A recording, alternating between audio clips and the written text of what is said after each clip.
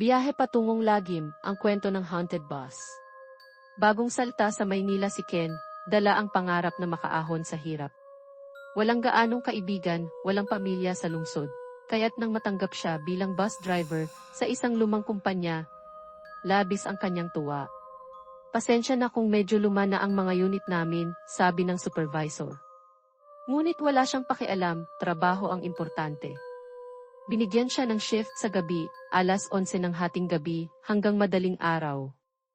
Ang ruta niya, isang malayong biyahe mula lungsod papunta sa probinsya. Pagpasok niya sa kanyang unang gabi, agad niyang napansin ang kakaiba sa bus na inassign sa kanya. May mga ukit sa likod ng driver seat, parang mga pangalan na binura, ngunit bakas pa rin ang mga letra. Pag-upo niya sa driver seat, tila may malamig na hangin na dumaan, kahit sarado ang lahat ng bintana. Nagtawanan ang mga mekaniko sa garahe. Basta, huwag ka lang makikipag-usap sa mga pasaherong kakaiba ang tingin, biro ng isa. Tinawanan lang ito ni Ken, pero tila ba may bigat sa bawat salita nito. Sa unang biyahe ni Ken, madilim ang kalsada at halos walang tao. 10 pasahero lang ang sumakay, karamihan ay tulog o tahimik na nakatingin sa labas.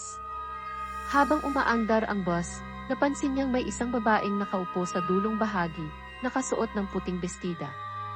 Hindi gumagalaw, hindi nagsasalita. Hindi rin ito bumababa kahit ilang bayan na ang kanilang nadaanan. Miss, saang bayan po kayo bababa? Tanong ni Ken nang wala ng ibang tao sa bus. Hindi ito sumagot, bagkus ay tumingin lamang sa kanya, gamit ang malamlam at walang buhay na mga mata. Tumayo ito, naglakad palapit sa kanya at biglang naglaho. Halos mabitawan ni Ken ang manibela. Huminto siya sa gilid ng kalsada, hingal na hingal, habang iniisip kung totoo ba ang nakita niya o bunga lang ng pagod. Ngunit nang lingunin niya ang likod ng bus, nakita niya ang basang yapak sa sahig. Walang ulan. Walang dahilan para mabasa ang loob ng bus. Kinabukasan, nagtanong-tanong si Ken tungkol sa bus na ginagamit niya. Napag-alaman niyang ang bus na iyon ay minsan nang nasangkot sa isang malagim na aksidente. 5 taon na ang nakalipas, nahulog ito sa bangin, at lahat ng sakay, kabilang ang driver at mga pasahero, ay namatay. Ang babaeng nakita niya, ayon sa kwento, ay isa sa mga pasaherong nasawi. Bakit ginagamit pa ito? Tanong ni Ken sa supervisor. Ngiti lang ang sagot nito. Habang tumatagal, parami ng parami ang nararanasan ni Ken. May mga boses na naririnig niya mula sa likod, kahit wala namang tao. May mga kamay na biglang sumusulpot sa salamin ng side mirror. Minsan, habang nagmamaneho, bigla na lang may bata na tumatakbo sa harap ng bus, pero pagpreno niya, wala naman pala. Isang gabi, nagdesisyon si Ken na tanungin ang bus mismo. Ano ba ang kailangan niyo sa akin? Sigaw niya habang nasa isang liblib na kalsada. Sa kanyang pagkagulat, nagbukas ang lahat ng ilaw sa loob ng bus. Lahat ng upuan ay tila may nakaupo. Mga anino. Mga mata na nakatitig sa kanya. Nagsimula siyang magmaneho, ngunit hindi niya napansin na papunta pala siya sa isang bangin, ang parehong lugar kung saan bumagsak ang bus 5 taon na ang nakalipas. Naririnig niya ang mga boses, nag-uunahan sa pagsigaw, dito ka na rin. Sumama ka na sa amin. Sinubukan niyang bumaba, ngunit hindi gumagalaw ang kanyang mga paa. Parang may mga kamay na humihila sa kanya pabalik sa driver's seat. Ang huling bagay na nakita niya bago tuluyang mawala ng ulirat ay ang babaeng nakaputi, nakaupo sa likod, ngumiti sa kanya at sinabing, "Salamat sa pagbabalik, Ken. Ikaw na ang susunod." Kinabukasan, isang bagong driver ang na-assign sa bus na iyon. Tulad ni Ken, masaya rin itong nagsimula sa kanyang shift. Ngunit habang nagmamaneho, napansin niya ang pangalan ni Ken na nakaukit sa likod ng driver's seat. At tulad ng dati, naramdaman niya ang malamig na hangin sa loob ng bus. Ang sumpa ng bus ay nagsisimula muli. Si Marcos, isang dating sundalo, ay naghanap ng tahimik na buhay matapos ang mga taong pakikibaka sa digmaan. Nang ialok sa kanya ang posisyon bilang bus driver ng parehong kumpanya, kung saan nagtrabaho si Ken, agad siyang pumayag. Simple lang ang gusto niya, kumita ng maayos para sa pamilya at makapagsimula ng bagong kabanata sa buhay. Ang bus na inassign sa kanya ay ang parehong bus na ginamit ni Ken. Bagamat may konting kaba, hindi siya naniniwala sa mga kwentong multo. Lahat ng problema ay may paliwanag, sabi niya sa sarili. Ngunit sa unang gabi ng kanyang biyahe, tila iba ang takbo ng mga pangyayari. Habang naghahanda, napansin niya ang ukit sa likod ng driver seat. Ang pangalang Ken, tila bagong-bago, kahit taon na ang lumipas mula nang mawala si Ken. Sa halip na matakot, nagpasya siyang alamin ang katotohanan. Sa kanyang unang biyahe, maingat si Marcos sa pagmamasid sa bawat detalye.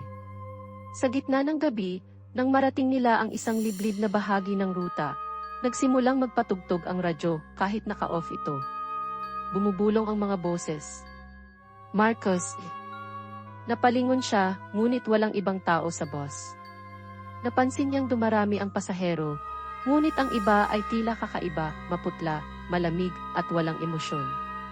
Ang huli niyang napansin ay ang babaeng nakaupo sa dulong bahagi ng bus, nakasuot ng puting bestida, at walang kurap na nakatitig sa kanya. Tumigil siya sa isang checkpoint, ngunit nang bumaba ang isang pasahero, ang babaeng nasa dulong bahagi ay biglang naglaho. Habang umuusad ang biyahe, tila mas nagiging malinaw sa kanya na ang bus ay may itinatagong madilim na lihim. Sa mga sumunod na gabi, unti-unting lumalalim ang koneksyon ni Marcos sa bus. Nalaman niya mula sa mga mekaniko na may dating driver na nawala ng walang bakas. Sinubukan niyang magsaliksik at nahanap niya ang lumang balita tungkol sa aksidente sa bangin at ang pagkawala ni Ken. Kung totoo man ito, paano ko maililigtas ang sarili ko? Tanong ni Marcos sa sarili. Isang gabi, habang nasa biyahe, biglang huminto ang makina ng bus sa mismong lugar kung saan nangyari ang aksidente. Dito niya narinig ang malinaw na boses ni Ken, Marcos, tumakas ka na habang kaya mo pa. Huwag mong hayaan na magaya ka sa akin. Ngunit paano siya tatakas kung tila kontrolado ng bus ang bawat galaw niya? Sa desperasyon, nagpasya si Marcos na kausapin ang espiritu ng bus. Ano ang kailangan nyo? Sigaw niya sa kawalan. Biglang umilaw ang loob ng bus. Isa-isang nagpakita ang mga espiritu ng mga pasaherong nasawi, kabilang ang babaeng nakaputi. Lumapit ito sa kanya at nagsalita, hindi kami makaalis dahil sa sumpa ng bus. Ang huling driver na nakaligtas dito ay nagdala ng kasamaan sa lugar na ito. Tanging ikaw ang makakatulong sa amin. Nalaman ni Marcos na may itinago ang kumpanya. Ang bus ay ginamit sa isang madilim na ritual upang makapagligtas ng negosyo sa gitna ng krisis. Ang kaluluwa ng mga namatay ay naging sakripisyo. Hindi sumuko si Marcos. Sa tulong ng isang dating pari na kanyang kakilala, bumalik siya sa bangin kung saan nangyari ang aksidente. Doon, sinindihan niya ang kandila at binasbasan ang bus gamit ang banal na tubig habang nagdarasal. Habang ginagawa ito, nagwala ang bus, umiilaw ang mga ilaw, tumutunog ang busina, at halos bumagsak sa bangin. Ngunit nanatili si Marcos, hindi na tinag sa kanyang panalangin. Sa huli, biglang tumahimik ang lahat. Nakita niya ang mga kaluluwa ng mga pasahero, kabilang si Ken, na unti-unting naglaho habang ngumiti sa kanya. Ang huling sinabi ni Ken, "Salamat, Marcos. Malaya na kami." Natapos ang sumpa. Ang bus ay hindi na muling ginamit at isinara na rin ang kumpanya. Si Marcos, bagamat nangingilabot pa rin sa nangyari, ay nagpatuloy sa kanyang buhay, dala ang alaala ng kabayanihan. Sa kabila ng takot, naging mas matatag si Marcos. Ang pangyayaring ito ang nagbigay daan para maibalik niya ang kanyang pananampalataya at mas lalong pahalagahan ang kanyang buhay. Sa huli, hindi lamang siya nakaligtas, nailigtas niya rin ang iba.